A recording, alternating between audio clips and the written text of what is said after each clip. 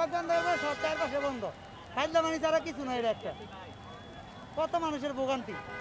আন্দোলন করব, তাদের পাওনা তারা জায়গা মতো প্রস্তাব করব। মানুষের ভোগান্তি করে কিসের আন্দোলন? এগুলোর বাইরে সোজা করতে হইব, সামনে সোজা হইব না। ফাইজলামানি পাইছে। এই দেশে জনগণের 2 পয়সার দামই নেই। যত কিছু হোক সব কিছু জনগণের উপরে যায়। কোনো কিছু হইলে রিক্সা জনগণের উপরে, বাস 2 দিন পর আন্দোলন করতে আগে জনগণের উপরে।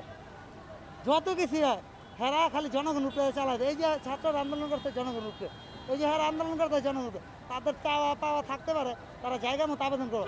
মানুষের ভোগান্তি করে কিসের আবেদন? এটা কিসের? এটা চাওয়া পাওয়ার কোনো নিয়ম হইলে এটা এরকম ফাইজলামি ছাড়া কিছু না।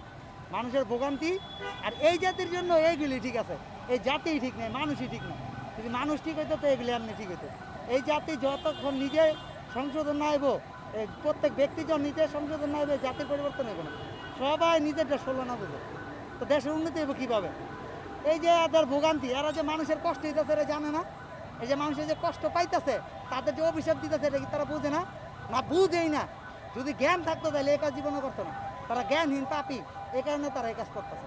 জ্ঞানী মানুষ কখন আরেকজনের কষ্ট দেয় না। আর এইরকম এই নিয়ে শুধু সাধারণ মানুষ না, অসুস্থ মানুষ আছে, বয়স্ক আছে, বাচ্চা আছে, বহুত আছে। তো এদের যে কষ্টটা পাইতেছে, তাদের যা চাওয়া পাওয়া দাবি থাকতে পারে, তারা তাদের জায়গা মতো আবেদন করবো। মানুষের কষ্ট দিয়ে কিসের আবেদন? এটা আবার কেমন নিয়ম? ফাইজলামানি ছাড়া এগুলি কিছু না। এগুলি আর সবচেয়ে বড় হলো আমাদের প্রশাসন ঠিক না। প্রশাসন যদি ঠিক হইতো, এই দেশটা যদি সুন্দর মতো তারা নিয়ন্ত্রণ করতে পারতো, তাহলে সবই ঠিক হইতো। চুরি ডাকাতি হয়, কিছু করে না। চোর ডাকাত ধরে, কিছু করে না, শাস্তি হয় না, মুক্তি পেয়ে যায়, 2 দিন পরে জামিন হয়ে যায়। বড় বড় অপরাধ করে, খুন করে, প্রমাণ আছে, কিন্তু শাস্তি হয় না। এই শাস্তি না হওয়ার কারণে এই অবস্থা। যদি দেশে অন্যায় করলে শাস্তি হইতো, তাইলে সবই সংশোধন হইতো। বিচার বহির্ভূত কাজগুলি এই অবস্থা করে দেশের। এই অপরাধ বাড়াইতেছে, এখনও তো চিন্তা হইতেছে। এই যে টঙ্গিতে কয়েকদিন আগে দিনের বেলা একটা চিন্তা হইলো, রাস্তার মাঝে ফ্লাইওভারে দেখার কেউ নাই। ওদেরকে ওই সময় স্পটে ধরার কথা, ওরা নামলে ধরার কথা, অথচ কেউ ধরে নাই, জানে না। এরকম হইতেছে আরও ঘটনা। এখন আমাদের নিজেদের সংশোধন হইতে হবে। তাদের আন্দোলনের কারণে লাখ লাখ কোটি কোটি মানুষের। আর শাহবাগটা ধরে কেন? কারণ এটা যদি বন্ধ করতে পারো, তাহলে পুরো এই ঢাকা শহর অচল হয়ে যাবে।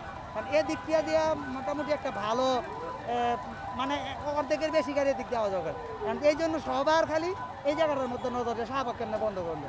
আর শাহবাগ বন্ধ করলে ভোগান্তি, মানুষের ভোগান্তি এলো, তাদের কি উন্নতি এলো? তারা 2 দিন পরে এটা পাইব, কিন্তু মানুষের যে ভোগান্তিটা হইতেছে, 2 দিন পর পরই একদল আন্দোলন চায়, এই আন্দোলন করে তাদের অধিকার 2 দিন পর পরই। এটা কোনো ফাইজলামি করে আন্দোলন করলে যেহেতু তাদের একটা মানে সুফল আসে, আন্দোলনকারীদের মধ্যে মনে হয় যে একটা সমন্বয় থাকা উচিত। ডিপ্লোমাকে ডিগ্রিতে আন্দোলন করতে রূপান্তরিত সমন্বয় থাকা উচিত। আমরা একসাথে সমন্বয় করে আন্দোলন। এটা ওই যে ইয়ের আপনাদের এই মাদ্রাসা শিক্ষার আছে না, ওই যে যারা করে, তাদেরকে তো আপনার সমানের মর্যাদা দিছে শেখ হাসিনা আমলে। শেখ হাসিনা আমলে সমানের মর্যাদা দিছে।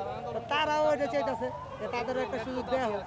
তারা দিতে পারে, তারা যদি চায়। তাদের যদি ওইরকম, যেমন মাদ্রাসা শিক্ষার ওরকম একটা শিক্ষাগত অগ্রগতি হয় না, তারপরেও তাদের দিয়ে দিছে একটা নামমাত্র।